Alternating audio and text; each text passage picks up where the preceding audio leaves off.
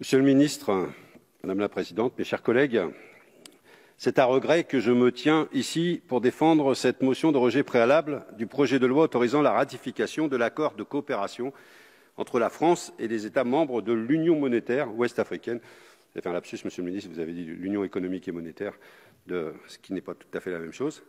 Regret parce que j'aurais aimé croire qu'une réforme du franc CFA, initialement appelée, souvenons-nous, franc des colonies françaises d'Afrique, ne l'oublions pas, aurait pu être l'occasion d'un débat approfondi entre tous les pays concernés et d'un véritable changement en profondeur de nos relations économiques et politiques avec les pays de l'Afrique de l'Ouest francophone. Pourtant, rien ne s'est passé comme ça. Sur le fond, cette réforme n'a pas été faite pour changer quoi que ce soit. Sur la forme, la méthode pour mener cette réforme confirme la condescendance de la France vis-à-vis de ces pays. Car pour ne rien changer, pas besoin de concertation. Personne n'était au courant de l'annonce de la réforme en décembre 2019 par Emmanuel Macron à Abidjan. Seul son acolyte ultralibéral, Alassane Ouattara, en avait connaissance. Lui qui a été mis en place par les chars français en 2011 et qui est le champion de toute catégorie de la multinationale Afrique à forte composante française. Lui qui vient d'ailleurs de s'arroger un troisième mandat inconstitutionnel au moyen d'une répression implacable des opposants. Quant aux partenaires de l'Union monétaire de l'Ouest africain, l'UMOA, qui gère le franc CFA, à savoir le Bénin, le Burkina Faso, la Côte d'Ivoire, la Guinée-Bissau, le Mali, le Niger, le Togo et le Sénégal, ils n'étaient même pas informés. Pas plus que le gouverneur de la Banque centrale des États de l'Ouest africain qui pilote cette monnaie. Lorsqu'Emmanuel Macron a expliqué le sens de la réforme en décembre dernier à Abidjan, il a dit, je cite, « J'ai souhaité pouvoir mettre à plat l'ensemble des sujets pour écrire une page nouvelle de notre histoire commune. » Fin de citation. L'idée ne lui a donc pas été soufflée par les États membres de l'UMOA, comme on veut bien nous le faire croire encore ce matin. C'est encore et toujours Jupiter qui a décidé seul. Or, un changement de monnaie, si l'on respecte un tant soit peu les peuples concernés, aurait dû être un chantier démocratique, transparent et ouvert, quitte à être long. Prenons notre exemple. En 1992, lorsque la Communauté européenne a choisi de devenir l'Union européenne et de passer à l'euro, il y a eu un référendum en France. Il posait bien l'enjeu du passage à la monnaie unique, 7 ans plus tard, avec un calendrier précis. Peu importe ce que l'on pense du résultat, mais force est de constater qu'au moins, sur la méthode, les choses étaient plus démocratiques. Ici, que nous propose-t-on? La ratification d'un accord de coopération seulement. Même pas le calendrier de mise en place de l'ECO.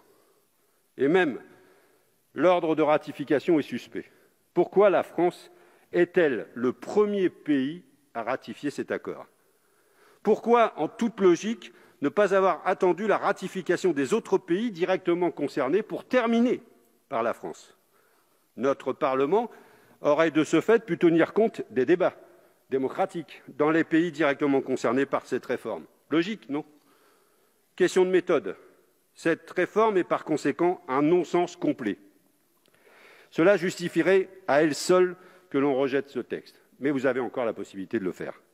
Parce qu'il ne faut pas oublier que l'on parle de quelque chose qui est absolument fondamental. On parle de monnaie, c'est-à-dire d'une institution politique et économique. C'est la monnaie qui permet à une zone de déterminer et de piloter son économie pour obtenir des résultats de développement précis. Et qu'en est-il de cette réforme du franc CFA? Va-t-elle permettre de piloter ces taux de change pour permettre de favoriser ses exportations ou ses importations? Va-t-elle laisser aux pays de la zone le choix de s'adosser à une monnaie plutôt qu'une autre? Va-t-elle permettre de piloter son inflation, ses taux d'intérêt, le poids de sa dette, et j'en passe? Eh bien non, rien ne changera. Le lien ombilical du franc CFA avec la zone euro va perdurer. Il s'agit de la parité arrimée uniquement à l'euro, la liberté des transactions et la convertibilité illimitée entre les deux monnaies. Ce triple lien permet à toute multinationale qui fait du commerce dans la zone monétaire du franc CFA de bénéficier d'une sécurisation de ses investissements sur le long terme grâce à la parité franc CFA euro, de convertir ses profits réalisés en franc CFA vers l'euro, puis de rapatrier ensuite ses capitaux vers la zone euro. Prenons simplement La parité fixe euro-franc CFA, pour ceux qui travaillent en euros, aucun problème, on est d'accord. Mais quand vous avez des secteurs entiers qui travaillent en dollars, c'est très compliqué. L'euro varie tous les jours face au dollar, et donc le franc CFA varie tous les jours face au dollar. Et lorsque les taux de change dollar-euro varient trop, des secteurs économiques entiers, on a connu ça, nous, avant le passage à l'euro, peuvent perdre leur compétitivité du jour au lendemain. L'Agence française de développement avait d'ailleurs tiré la sonnette d'alarme il y a quelques années en indiquant que la parité fixe avait été l'un des principaux facteurs de l'effondrement du secteur du coton au Burkina Faso. Tenons les leçons de l'histoire. Il pourrait donc être dans l'intérêt de certains pays dont les secteurs travaillent avec d'autres monnaies que l'euro de s'arrimer à d'autres monnaies. Le système du franc CFA favorise donc le lien entre zone euro et zone CFA. Cela entrave le commerce entre les membres de l'UMOA et également avec la CEDEAO. Cela explique que 50 ans après les indépendances, l'Europe soit encore le premier partenaire commercial de la plupart de ces pays, alors que le commerce à l'intérieur de l'Afrique entre ces pays représente moins de 15% au total. Ça doit vous parler, Monsieur le Ministre, ce commerce extérieur. Ce chiffre est un véritable échec du franc CFA. À lui seul, il justifierait d'ailleurs sa remise au placard de l'histoire. Il n'y a au sein de l'UMOA aucun mécanisme de solidarité, aucun marché unique, aucune union politique et pas d'intérêt économique, finalement, à partager une monnaie qui serait bénéfique pour chacun de ses membres. Comparons à nouveau avec la zone euro. Malgré une très forte intégration économique et un commerce entre les États membres de la zone euro, on sait tous que les choses sont complexes. Mais là, on a affaire à une union monétaire sans autre forme d'union. Rajoutons à cela le fait qu'en cas de crise, lorsque l'on ne maîtrise pas sa politique monétaire et qu'on ne peut pas laisser filer l'inflation pour diminuer sa dette, le seul outil pour se désendetter est la diminution des dépenses publiques. Ça nous parle aussi ici. Comme dans l'Union européenne, c'est austérité à perpétuité. Le rôle du franc CFA dans la situation économique et sociale catastrophique des États membres de l'UMOA est donc à étudier avec sérieux. Ce n'est évidemment pas l'unique facteur, nous sommes d'accord. Regardons la situation d'un point de vue historique. Dans les années 1980, le FMI et la Banque mondiale ont saigné les pays de l'Ouest africain. Les fameux plans d'ajustement structurel ont détruit ces États en pleine construction, avec la complicité d'ailleurs du Club de Paris. Ils les ont rendus dépendants des cours des matières premières. Ils ont obligé à tout privatiser et à réduire au maximum les dépenses publiques et ont promis un renouveau économique qui n'est jamais arrivé. Évidemment, ces cures d'austérité n'ont jamais fonctionné. L'endettement des pays est donc resté très élevé. Mais avec le franc CFA, il n'a pas été possible de jouer sur l'inflation pour se désendetter. Les pays ont donc continué à diminuer leurs dépenses publiques à des niveaux totalement inacceptables pour leur population, et c'est d'ailleurs ce qui fait qu'ils sont en crise aujourd'hui. Des systèmes éducatifs totalement dégradés, des systèmes de santé inefficaces, des salaires des fonctionnaires si faibles qu'ils ne peuvent empêcher la corruption. Face à ces situations, l'aide publique au développement ne suffit pas à remonter la pente. Pauvreté, inégalités qui explosent, chômage de masse, désespoir de millions de jeunes et exil contraint. Et le pire, c'est que même avec l'aide publique au développement, la zone CFA est encore perdante.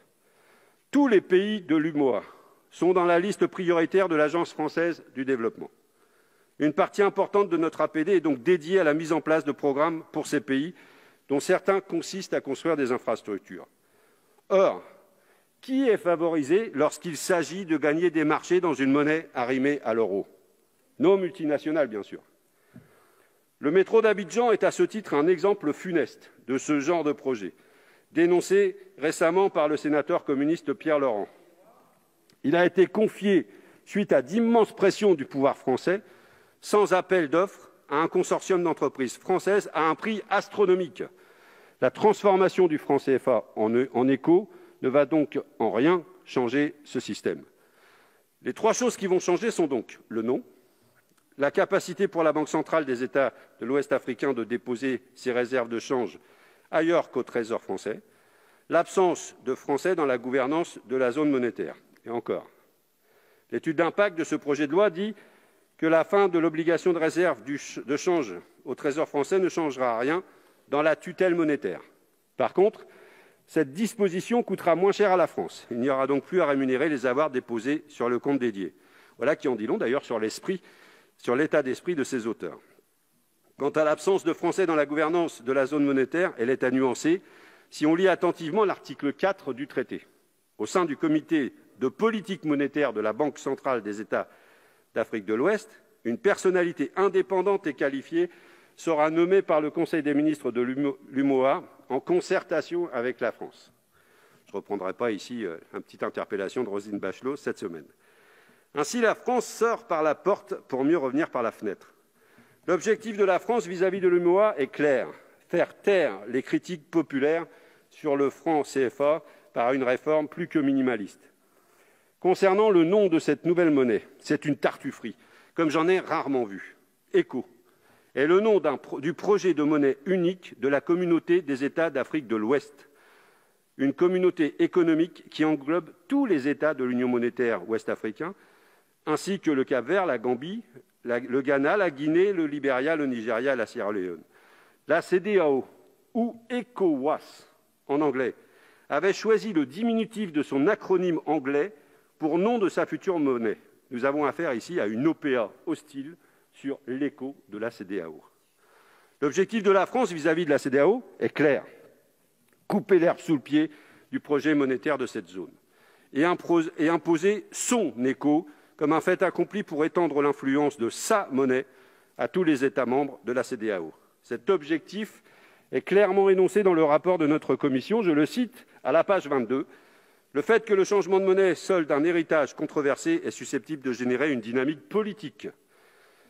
Et je poursuis la citation. Il peut permettre à d'autres pays aujourd'hui extérieurs à l'UMOA de rejoindre l'ECO. Mais cet objectif n'est pas du tout été apprécié par les pays concernés. Le Nigeria, poids lourd de la CEDEAO, a évoqué l'implosion de cette zone si la réforme du CFA était mise en place.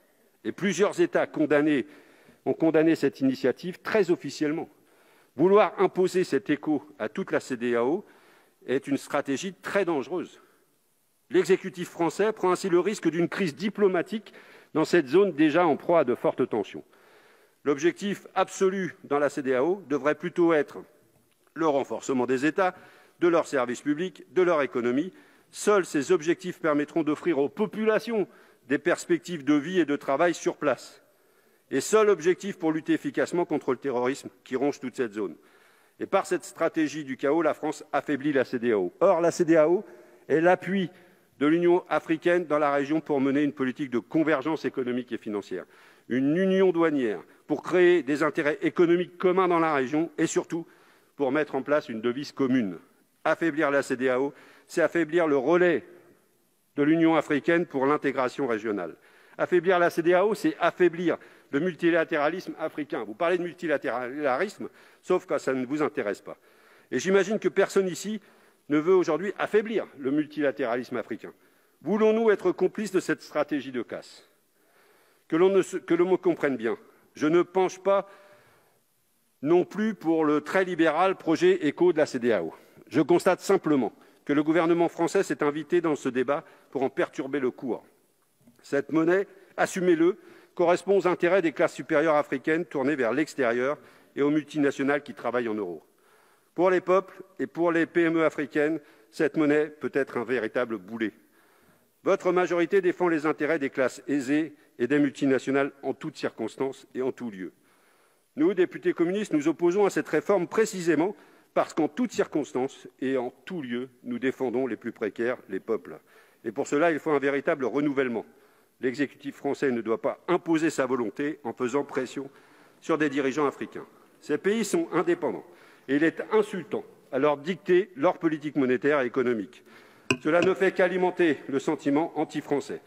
Avec cette réforme, nous sommes à 1000 lieues de ce qu'il faudrait faire pour réparer et construire des relations respectueuses, d'égal à égal, de coopération entre nos pays et nos peuples.